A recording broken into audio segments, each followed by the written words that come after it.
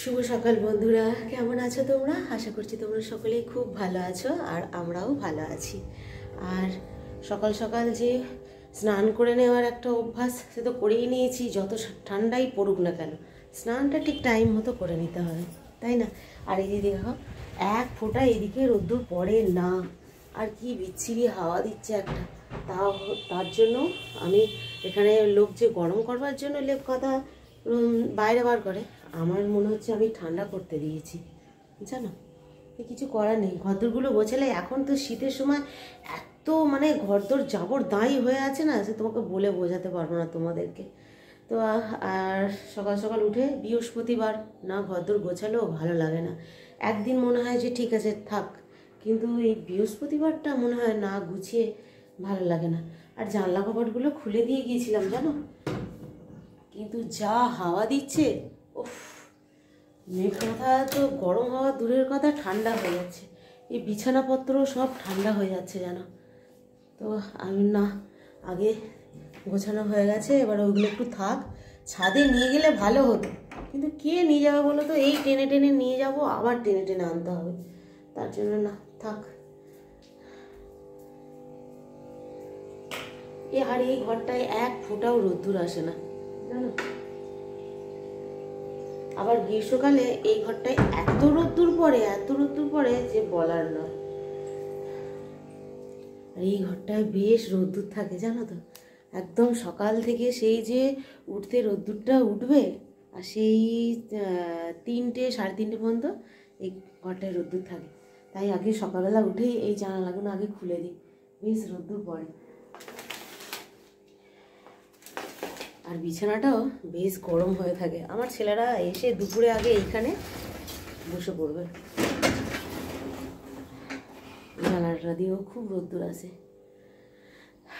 তো চলো, এখন তো সব স্নান টান হয়ে গেছে, এবারে পুজোর ব্যাপার। কর্তামশাই ফুল এনে দিয়ে, বাজার এনে দিয়ে কাজে বেরিয়েছে। এবারে আমাকে যেতে হবে আমার কাজে। চলে যাচ্ছিস বাবু? একটু দেরি হবে? ঠিক আছে, তাহলে একটু বস। আর কটা কেচেছি, এই যে, বেশি না, আজকে অল্প করে কেচেছি। ছাদে দিয়ে আসি, মোটা মোটা জিনিস তো। আর এই পার্বণ আসছে, বাবা, মাথা খারাপ হয়ে যাবে ঘরদোর গোছাতে, পরিষ্কার করতে, কাচড়ে দৌড়ে। এই বাঙালির নিয়ম, রোজেরই ধোয়া কাঁচা, কিন্তু তবু ওই পার্বণের দিনগুলো না করলে মনে হয় যেন আমার সব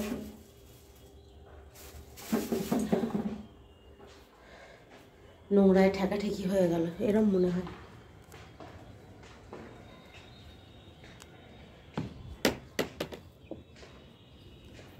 ছাদটাও না বেশ একটু নোংরা হয়েছে, জানো তো। অনেকদিন ঝাঁটাও দেওয়া হয়নি।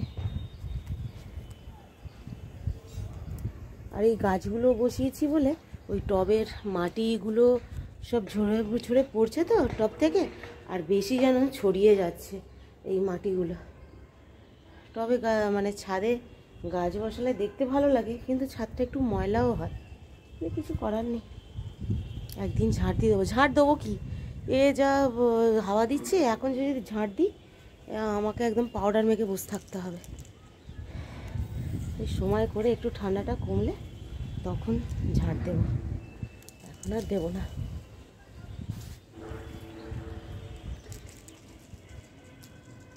এখন এই কাজ করেই উঠতে পারছি না, মনে হচ্ছে বাপরে বাপ।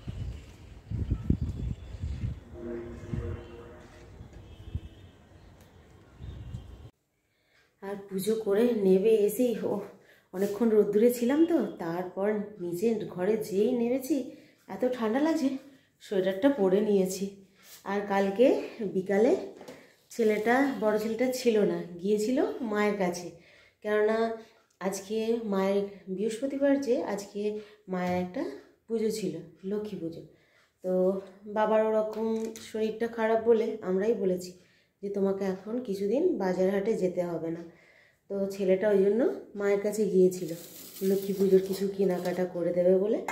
আর আজকে সকালে মা আবার এরকম চট পাঠিয়ে দিয়েছে। এই তেলে ভাজাগুলো এত ভালো লাগে, এই সময়তেই পাওয়া যায়। আর কিছুটা কুচানো ফল। তো এখন এইটাই টিফিন খাওয়া হবে আমার। একটুখানি ফল খেলেই হয়ে যাবে। সকালে আর কী টিফিন খাবো হাবিজাবি, ভালো লাগে না। নয় রুটি নয় মুড়ি। তো এটা মা পাঠিয়ে দিয়েছে, এখন ফলটা একটু খাবো। তো চলো তারপর এবারে রান্না বসিয়ে দিতে হবে। অনেকটাই বেলা হয়ে গেছে। ওই বৃহস্পতিবার হলে উঠছি একদিন তো কৃষ্ণা দিয়ে এসেও আমাকে ডাকে, এত বেলা হয়ে যায়। তারপরে দৌড়ঝাঁপ করে সংসারের কাজ কর্ম করে রান্না বসাতে সেই বেলা হয়ে যায়।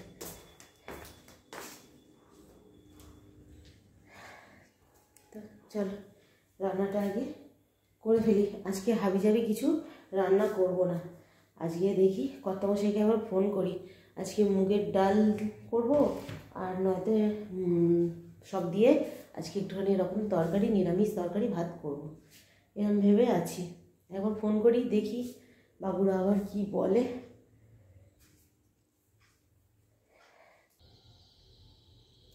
আর এইমাত্র ছেলেগুলো গেল পড়তে। বড়টা আগেই চলে গিয়েছিল, আর ছোট ছেলেটা এই মাত্র গেল।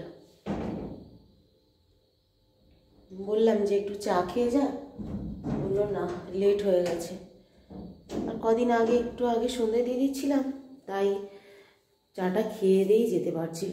কিন্তু এখন আবার 6টা থেকে পড়া, তো তাই চলে গেল। 6:45 বেজেই গেছে। এইমাত্র সন্ধ্যেটা দিয়ে নামলাম। আর ওকেও বললাম যে একটু বস না, খেয়ে দিয়ে যাবি চাটা। ও না, চা খেয়ে যেতে পারবে না, আরও লেট হয়ে যাবে। কর্তামশাইও নেই আর 2 ছেলেও নেই। এখন আমি আমার জন্য একার মতো এই 1 কাপ জল নিয়ে নিচ্ছি। এই চাটাই খালি করব।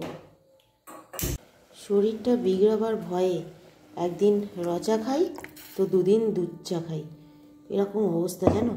রচা যেন একদম খেতে ইচ্ছা করে না, কিন্তু ওই যেদিনকে কিছু শরীরটা বিগড়ায় তখন মনে হয় রচাটাই একদম অমৃত। যে শরীরটা আবার ঠিক হয়ে যাবে, ব্যাস রচা আবার মানুষে খায়, এরকম ব্যাপার। আমরা হলাম মানুষ, আমাদের কোনো কিছুই পোষায় না।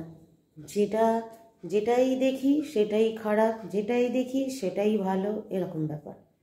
সন্তুষ্ট আমরা কিছুতেই নয় সেরকম। এখন এই একা একা চা খেতে হবে।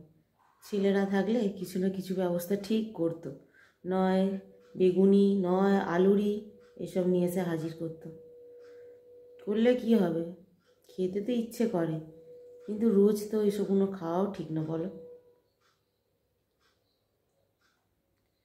আমরা বাঙালি, বিস্কুট দিয়ে চা খাওয়াটাই ভালো। আর এখন বসে বসে ছেলেরা নেই বলে এই যে ফুলকপি আলু কেটে রাখলাম, একটু তরকারি বানাবো। আর এই যে আটা মেখে রেখেছি, রুটি হয়ে যাবে আজকে রাত্রিরে। রুটি আর ফুলকপি আলুর তরকারি। ওবেলার ভাত শুধু অল্প একটুখানি আছে, ও আর খাওয়া যাবে না। এই ফুলকপি আলুর তরকারি দিয়ে শুধু ভাত, নিরামিষ তরকারি দিয়ে একদম ভালো লাগবে। আর এই যে সকালবেলা এতটা ধনেপাতা এনেছিল, আর এইটা দেখে আমার বড় ছেলে আবার এই যে এতটা তেঁতুল নিয়ে এসেছে।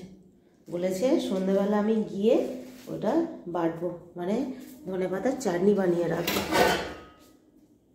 ও এত খেতে ভালোবাসে, তো বললাম ঠিক আছে বানিয়ে রেখে দিবি।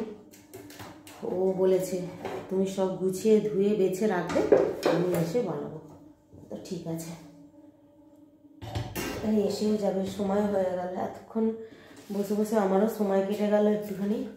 আর এখন এই যে পাঁপড়গুলো ভাজা করি, দেখি বাবুরা এসে যদি 2টো পাঁপড় ভাজা দিয়ে মুড়ি খায়, আর তা নাহলে ওই সস দিয়েই চিপসের মতো করে শুধু শুধু বসে খাবে।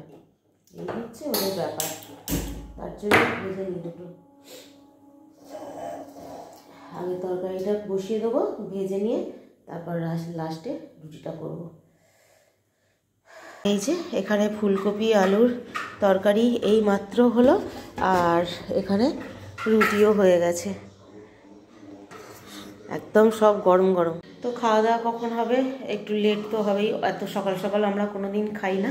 তো চলো বন্ধুরা, আজকে ব্লগটা এই পর্যন্তই, পরের দিন আবার দেখা হবে, ততক্ষণ টাটা।